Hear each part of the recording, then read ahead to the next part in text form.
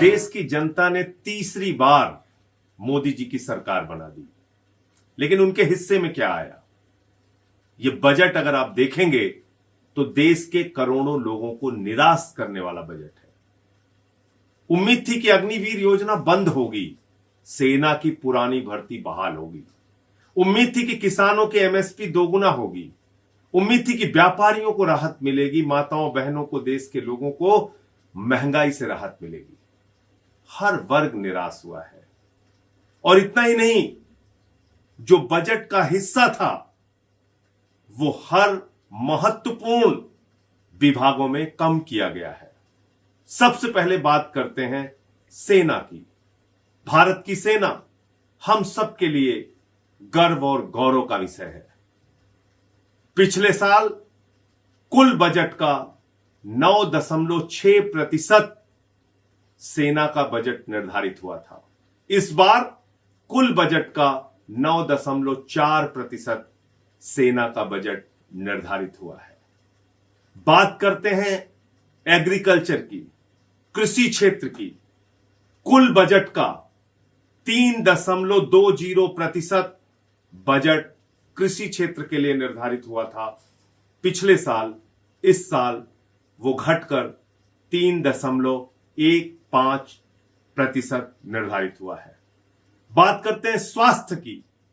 पिछले साल स्वास्थ्य का बजट था पूरे देश के कुल बजट का मात्र 1.97%, यानी 2% से भी कम हिंदुस्तान का स्वास्थ्य बजट था। लेकिन अफसोस है कि इस साल उस स्वास्थ्य के बजट में भी कटौती की गई है और अब स्वास्थ्य का बजट घटकर हो गया है 1.85%।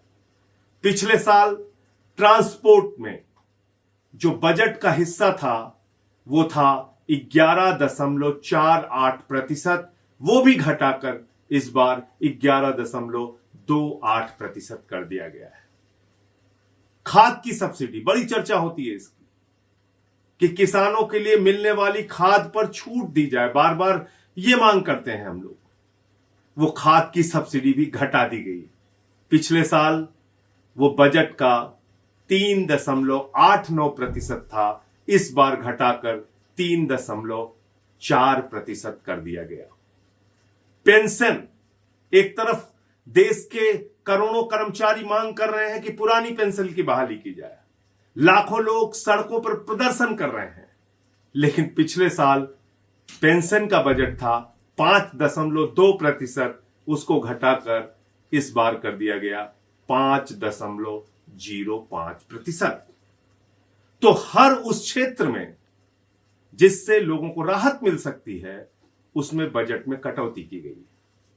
आप अंदाजा लगा सकते हैं सरकार की प्राथमिकता क्या है। सरकार की प्राथमिकता है अपने कॉरपोरेट घरानों को राहत देना, उनका टैक्स नहीं बढ़ाया गया।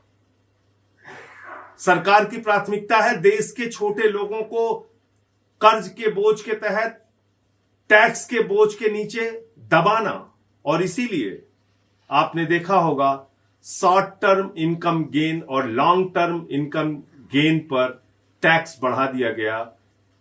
शेयर बाजार में 10 करोड़ निवेशक, लगभग 30 करोड़ परिवार अगर संख्या उनकी मिला ली जाए तो होते हैं, उसमें शॉर्ट टर्म इनकम गेन पर 15% से टैक्स बढ़ाकर 20% कर दिया गया और लॉन्ग टर्म इनकम गेन पर 10% से बढ़ाकर 12.5% टैक्स कर दिया गया।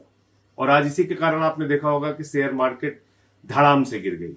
अब बात करते हैं जिस मुद्दे पे सबसे ज्यादा ढोल पीटा जा रहा है, सबसे ज्यादा हल्ला मचाया जा रहा है। इंटर्नशिप दे दिया, इंटर्नशिप दे दिया, करोड़ों के इंटर्नशिप दे दिया, करोड़ों के इंटर्नशिप दे दिया। ये कितना हास्यास्पद है। इस देश के युवाओं का कितना बड़ा मजाक उड़ाया जा रहा है। दिल्ली के अंदर न्यूनतम मजदूरी है 17,380 रुपए और जो ये इंटर्नशिप स्कीम लागू हुई है, वो इंटर्नशिप स्कीम में 5,000 रुपए एक नौजवान को इंटर्नशिप के दौरान मिलेगा। और इसमें सरकार का कोई हिस्सा नहीं है। जिन कंपनियों में वो इंटर्नशिप करेंगे वो अपने सीएसआर फंड का हिस्सा निकाल कर युवाओं को 5,000 रुपए देंगे। अब ये भी कितना मजाक है। कह रहे साहब 500 कंपनियों में 20 लाख बच्चों को हर साल इंटर्नशिप दी जाएगी, यानी कि करीब करीब 4,000 बच्चों को एक कंपनी में इंटर्नशिप दी जाएगी। कौन सी कंपनी है इस देश में जो 4,000 इंटर्न्स को रख सकते हैं? कौन सी कंपनी है जहां पे 20 लाख 500, कौन सी ऐसी कंपनियां जहां पे 20 लाख बच्चों को इंटर्नशिप दी जा सकती है? तो ये इस देश के नौजवानों के साथ भद्दा मजाक है, घोर मजाक है, उनकी बेरोजगारी का मजाक है।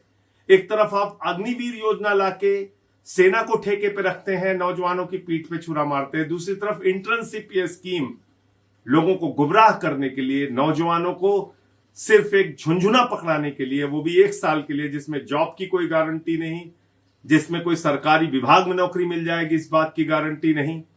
तो ये इंटर्नशिप क्या है? क्यों मजाक उड़ा रहे हैं आप देश के नौजवानों की बेरोजगारी का?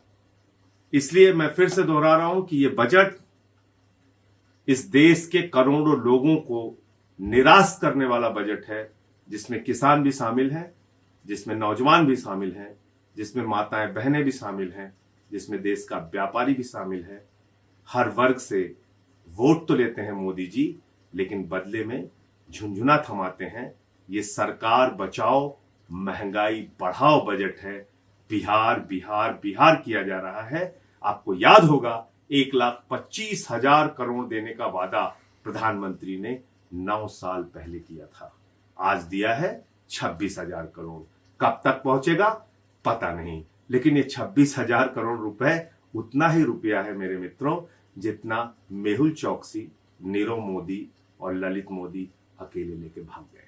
तो इस पे हम लोग खुश हो सकते हैं, लेकिन कुल मिलाकर ये एक झुंझुना बजट है। धन्यवाद।